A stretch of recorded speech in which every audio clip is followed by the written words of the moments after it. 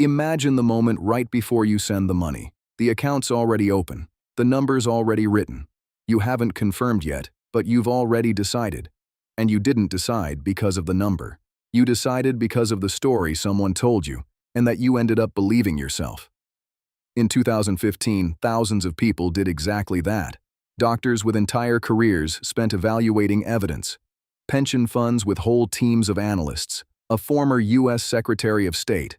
All of them put money into a company that promised to diagnose almost any disease from a single drop of blood. The company came to be worth $9 billion. For years, almost nobody asked to see the number that would prove the machine actually worked. The question isn't what happened to that company. You already know, or you're about to find out. The real question is a different one. Are you doing, right now, with your own money, the exact same thing? How do you know, today, whether the story behind your own money is real, or just a story you never put to the test? That's not a rhetorical question. It's the question that separates people who invest with their eyes open from people who invest head over heels. And there's a man who spent 40 years trying to answer it, number by number, company by company. His name is Aswath Damodaran. He teaches at New York University. Almost nobody outside of finance knows his name, but inside finance they call him the Dean of Valuation.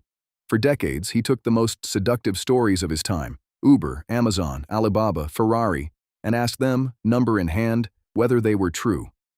That's the core idea behind his book, Narrative and Numbers, The Value of Stories in Business. He's not a professional pessimist. He believes in stories. He believes that without them, numbers are an empty exercise. But he also believes almost nobody learned to ask the one question that matters before paying for a story. And he doesn't do it in private. He publishes his numbers where anyone can read them, question them, and build their own different version. Because he believes readers have the right to disagree as long as they also do the work of turning that disagreement into a number of their own. Here's the idea holding up everything that follows. You're always betting on a story. The only question is whether you know which one. Think of it this way. A story without numbers is a blueprint for a house that never gets built. It looks beautiful on paper, but nobody can actually live there. And numbers without a story are building materials dumped on an empty lot. Cement, steel, wood. Expensive, real, and useless without a blueprint to give them shape. The story tells you what to build. The number tells you whether you can afford it. You need both, or you have nothing at all. In the summer of 2014, two men looked at the exact same company. Same public revenue, same cities it operated in, same information available to anyone who knew where to look. One of them was Aswath Damodaran. The other was Bill Gurley, an investor at the firm that already had money in Uber and a seat on its board. Damodaran published his number. Uber was worth around $5.9 billion. Gurley read that number and came back with his own, $28.7 billion. Almost 5 times more than Damodaran. How is that even possible with the same public information sitting in front of both of them? Because they didn't start from the same assumptions. And that was exactly the point. Damodaran saw a $100 billion market, with Uber capturing just 10% once it matured. An urban taxi service, big but limited to cities, competing against cabs and personal cars. Gurley saw a market 3 times bigger, $300 billion, with Uber dominating 40% of it. Not a taxi service. A global logistics platform capable of moving people, packages, food, anything that needed to get from point A to point B. And here's a detail worth noticing. Gurley wasn't guessing blind. As a board member, he had access to internal information Damodaran, working only from public data, never saw. But that same closeness was also his blind spot. His firm had real money riding on Uber turning out to be exactly as big as he believed. Neither man was being dishonest. One had better information and a real incentive to read it optimistically. The other had less information, but no reason to inflate the number. The difference never lived in the calculator. It lived in which company each man believed Uber really was, and in how free that belief was from what each of them needed to be true. And the gap didn't stop at what each man considered likely. Both of them sorted their uncertainty through the same filter. What was almost certain, what was merely believable, and what was only possible, closer to a lottery ticket than the center of the bet. For Damodaran, the near certainty was the urban taxi market. The believable case was suburbs and rental cars. The merely possible case was people giving up car ownership altogether. For Gurley, the near certainty was already a $300 billion market. The believable case included all of mass transit. The real difference came down to whether they thought Uber was winning city by city or everywhere at once. That's, at its core, the same question that opened this video. Except now I'm about to show it to you as a tool. Every business story, to become a number, has to answer one master question. What would have to become true to justify this price? That question breaks down into 4 blocks: how much it can sell, how big the market is and how much of it the company will keep, how much it can keep, how much profit survives from every dollar it earns, how much it has to reinvest, how much capital it needs in people, in technology, in infrastructure, just to sustain that growth. And what can go wrong, how certain all of the above really is, and how likely it is that the story breaks before it comes true. 4 blocks. Answer them and you have a number. Change them and the number changes with them. Damodaran and Gurley answered those 4 blocks with different stories about the same business. That's why the same public data produced 2 numbers that weren't even in the same order of magnitude. Here's what most people never understand about an investment number. It looks objective. It looks clean, with decimals, backed by a source. But every value you've ever seen carries a hidden story inside it, holding it up. And that story is what you're actually buying. The next time 2 smart people give you different prices for the same company, the right question is never who's better at math. It's which of the 2 stories is actually going to happen. Hold on to those 4 blocks. You're going to need them for every case that follows, starting with one where nobody, for years, bothered to build a single one of them. Now you know, the company from the beginning of this video. It was called Theranos. It promised something that sounded impossible even to clinical lab experts. Testing for hundreds of different diseases from a single drop of blood pricked from a finger, no needles required. Its founder was 19 when she dropped out of Stanford to build it. She wore black, spoke in a deep voice she practiced in private, and quoted Steve Jobs in every interview. The story was almost perfect and not by accident. It combined a real pain point. Nobody enjoys getting their blood drawn with a needle, and plenty of tests get delayed because of it. A memorable founder, a mission that sounded noble, the promise of cheaper testing for everyone, and something that felt like validation. Powerful names, sitting in the same room, willing to put their own reputations behind her. The board included 2 former U.S. Secretaries of State, a retired admiral, and several of the most respected names in Washington. Not one of them was a medical diagnostics expert. The company raised hundreds of millions of dollars. Its value climbed to $9 billion. Dig a little deeper, and you find the part almost nobody stopped to notice in time. For years, the machine that supposedly did all of this, they called it the Edison, almost never worked as advertised. Most of the real testing happened on conventional machines bought from other companies with blood diluted just to fit their equipment, which wrecked the accuracy. Nobody demanded the number. Remember the 4 blocks you just saw with Uber. With Theranos, people bought the story and jumped straight to the price, without building a single one of them. Nobody even asked the most basic question. Does the technology, today, actually do what it promises? That's not an advanced financial question. It's the most elementary question there is. And for years, inside a company full of sophisticated investors, almost nobody asked it out loud. Why not? Because the story was too good to want to break. Questioning the founder felt like questioning progress itself, and the more prestigious people who invested, the easier it got to think. If they already checked, I don't have to. In 2018, the company collapsed completely. Its founder was charged with fraud. The value of the company, which had once hit $9 billion, ended up at 0. Not 0 as a metaphor. 0. The problem was never how creative the story was. The problem began the exact moment the hope that story inspired started being treated as if it were already a proven fact. It wasn't the only case like this. The book itself places Theranos right next to Bernie Madoff. A different story, the same trap, sophisticated, reasonable, deeply desirable, and for that exact reason, never tested hard enough. The lesson isn't trust nothing. It's simpler than that, and more uncomfortable. A story that never crosses the bridge into a number isn't an investment. It's faith. Here's a paradox no calculator warns you about up front. Sometimes, the worst decision a company can make is to grow. Ferrari went public in 2015. Nobody doubted it was a real business. Engines dating back to 1947, races won, one of the most recognized brands on the planet. The question wasn't whether the story was true, it was whether a more ambitious version of that same story was actually worth more. There were two ways to tell its future. The first, keep being exactly what it always was. Low production, deliberately scarce.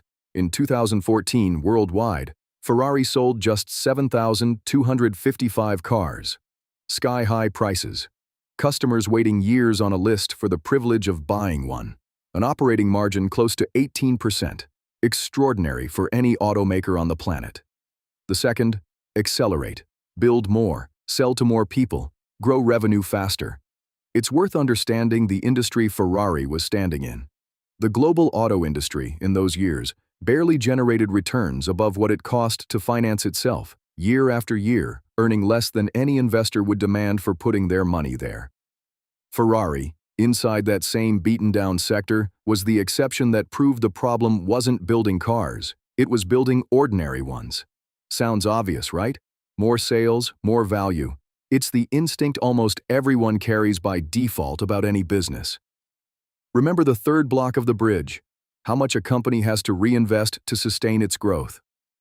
With Ferrari, that question had an uncomfortable answer, tied to a limit no story can cross, no matter how convincing it sounds. No company can capture 100% of a market. No margin can exceed 100% of what it charges. And growth, almost always, costs something. With Ferrari, that cost had a specific name: scarcity. The reason someone pays $300,000 for a Ferrari isn't just the engine. It's that almost nobody else has one.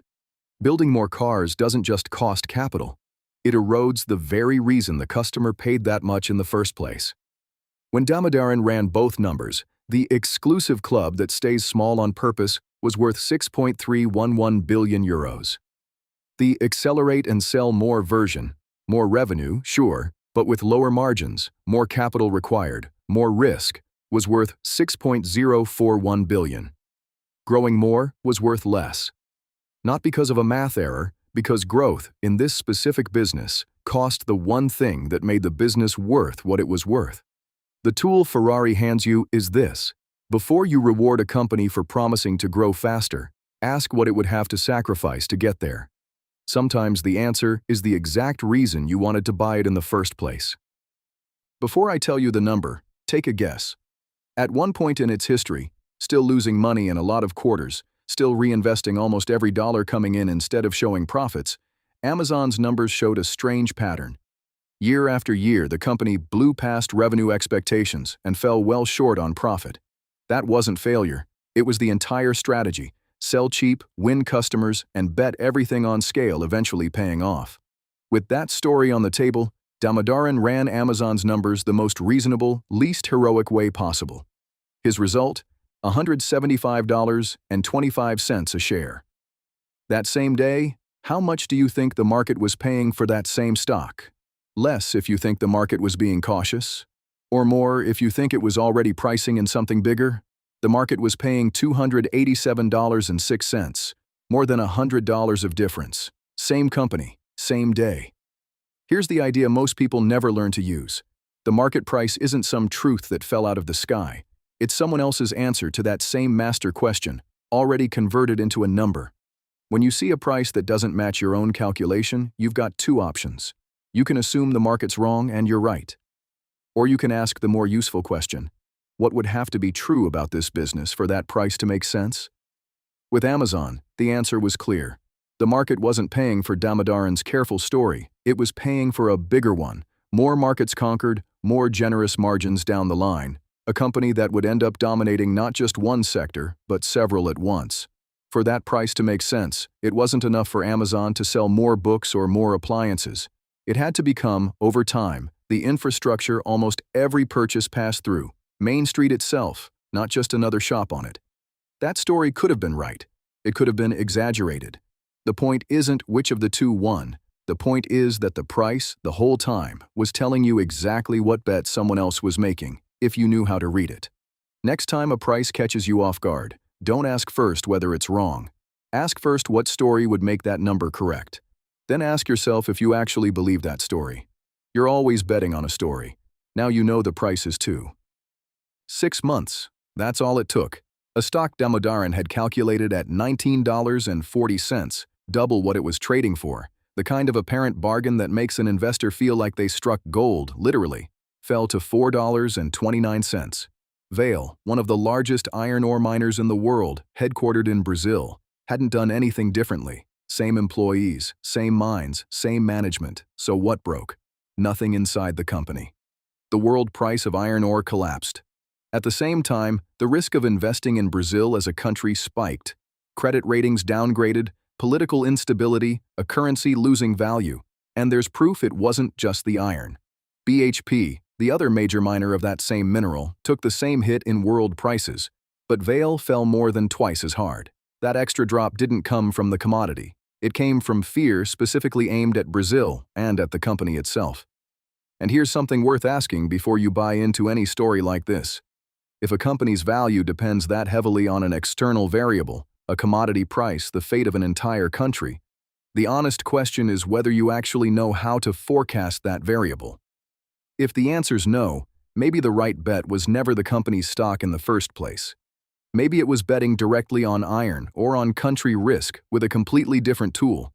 Vale didn't lose its story. It lost the entire ground that story was standing on.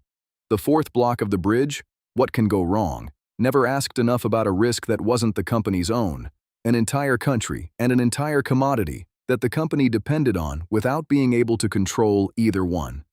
This is the quietest trap of all, because you almost never see it coming in a company's quarterly reports.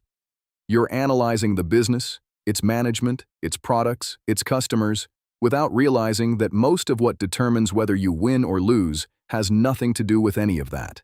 And here's something harder to admit than the number itself. When a thesis like this starts to fail, the most common reaction isn't to correct it, it's to defend it. One bias says, if only that external thing hadn't happened, looking for someone else to blame so there's nothing to learn.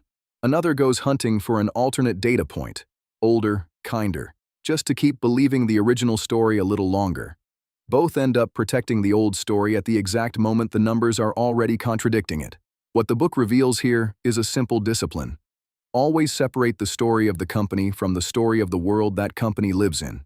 Ask yourself how much of your gain, or your loss, actually depends on the business, and how much depends on something not even the best management team on the planet could have controlled. Marissa Mayer inherited a steering wheel.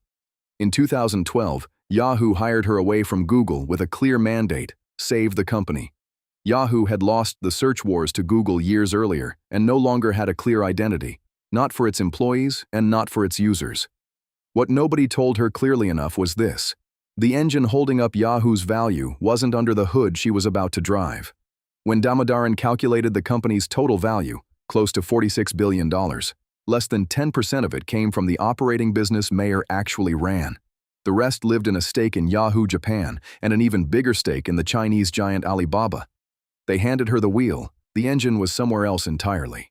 And there's another layer underneath this one, even harder to admit.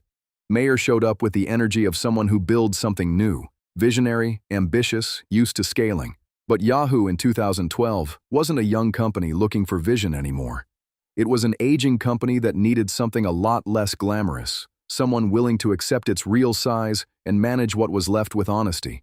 They asked her to build when what that moment actually called for was someone willing to shrink it the right way. You might be thinking of IBM or of Steve Jobs coming back to save Apple. Those are real cases, and the book itself acknowledges them, but treats them as the exception, not the rule. Specific combinations of the right person, the right moment, and outside luck that can't be ordered on demand. They're not proof that any aging company can bounce back just by hiring someone brilliant.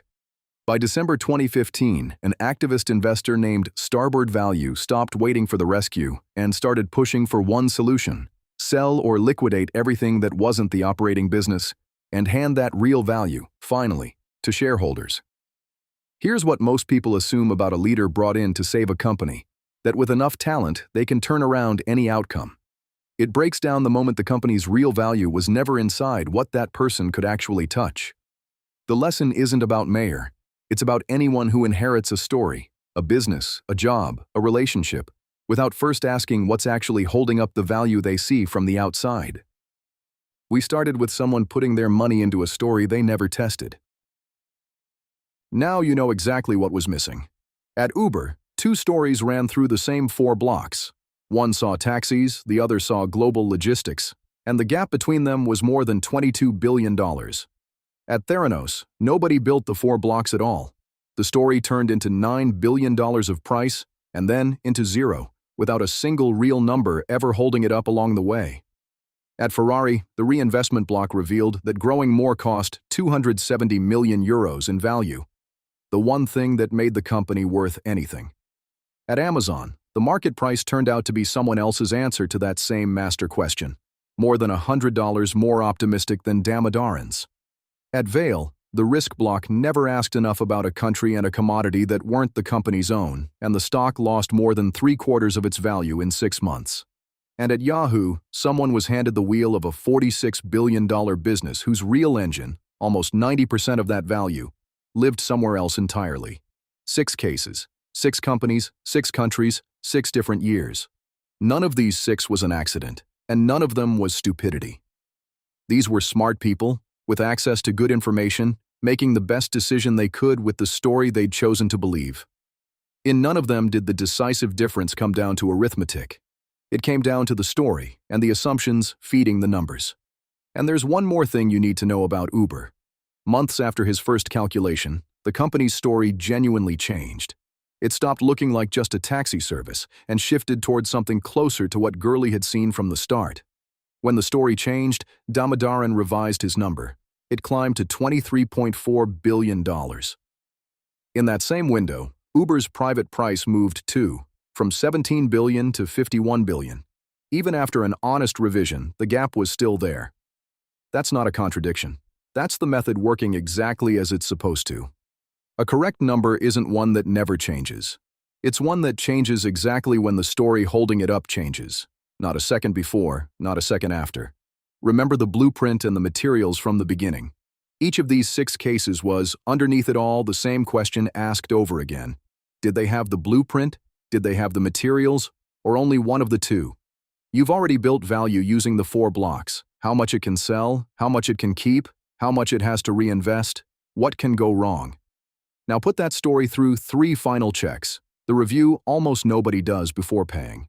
First, what is this business actually generating right now? Not the story, the real cash on the table? Second, what specifically has to be true for the growth story to pan out?